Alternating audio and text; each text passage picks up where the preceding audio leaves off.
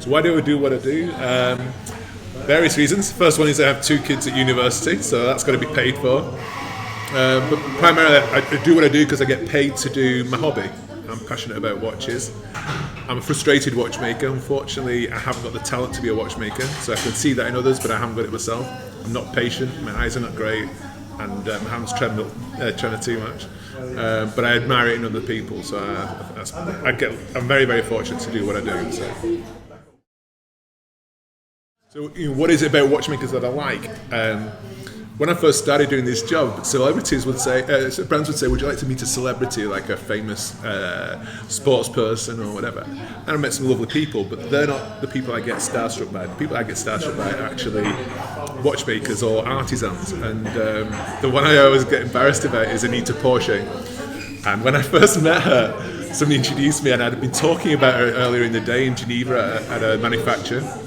And I said, I love her work. It was at Vacheron, and a few years ago she replicated a Marc Chagall painting from the Paris Opera House onto a watch dial, and the detail on it was just mind blowing. I saw it in a magazine, and I was like, wow, that's incredible. And this woman does this, it's mind blowing. And the problem with Grand Feu enameling, as you probably know, is that you're baking things in an oven, and any time it could crack on you, it could bubble. Perhaps not for Anita Porchet, she is the best. But so when somebody said, Angus, I'd like to introduce you to Anita Porchet, I can actually remember I saw it bright red. I was like, what, the Anita Porchet? And the reason I'm starstruck by people like that is she doesn't breathe the same air as me. To be able to do what she does with one single sable hair and actually create this scene with loads of colours and it's vibrant, I think that's fantastic. Then there's other people that I adore, so watchmakers. I mean, the Groenfelds, Tim and Bart, I like the work, I like the watches. If I had plenty of money, I would have a Groenefeld in my collection. I like people like Kari Voutilainen. I think his dials are just awesome. So I like the guilloche, it's proper guilloche. It's this engine-turned guilloche machines that are probably 100 years old, as opposed to something that's stamped, which is a little bit more, like the mass-produced thing. So we're talking about artisans. And the fact that you have to put it, that those skills are not.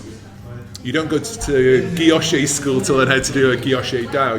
It's something that's passed down, and people try and acquire those skills over a period of time, and you could very easily mess it up. So yes, I have a passion for that. People have different talents. Sometimes say, who's the best watchmaker to me? And you sort of say, well, this guy's the best possibly at finishing, or this guy's. Andrea Schreller impresses me from an engineering perspective. The way his mind works is just like fantastic, and he's like a genius. Again, a really, really talented guy. Some people blow me away in terms of somebody like Francois Paul Jeune. He's just awesome. When you look at some of his work, some things that I just think from a watchmaking point of view, it must be a nightmare to make a movement in gold. I might be wrong, but the thought of it's very soft metal. If he just makes a mistake, you have to start again almost, so you have to refinish it, as it were. And but the fact is, it's a fantastic material in terms of reactivity. It's not going to go off, as it were, or it's not going to age prematurely, or you're not going to get that patination that you might get with certain metals. So I like that. And then in terms of the big guys, the big brands, people who really impress me, I'm very impressed with Seiko as a brand. And I'm impressed with them because of the amount of quality that they bring to the table at a certain price point. So Grand Seiko is a brand that I have a soft spot for. I have a couple in my own collection.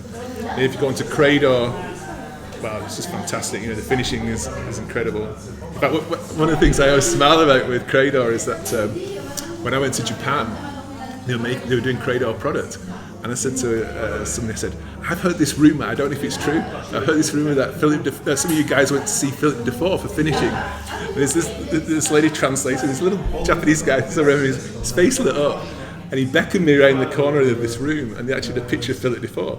I said, I've also heard that they send you gentian wood or whatever for polishing. And I get a little smile and a little bag of gentian wood from the Jura, from the Valley du Joux, and I just love that. But great brand. And then also other brands, I think Swatch are incredible. The economies of scale, what they can bring to the table, the product that they can deliver for the price point is mind-blowing. If you look at Longines, column wheel, vertical coupling, chronograph, fully integrated, nice white lacquered dial, mono pusher. And in the UK, you could probably buy that for about £2,500. That is incredible value. And then when you also go higher levels, like Breguet, brilliant quality. Okay, so what do I do? What exactly do I do for a living? Okay, so escapementmagazine.com is a website dedicated to mechanical watches. I tend to focus on watches certainly from a minimum of £2,000 sterling, but quite often into 5-6 figures. I'm excited. I only write about watches that I love, which might sound a bit.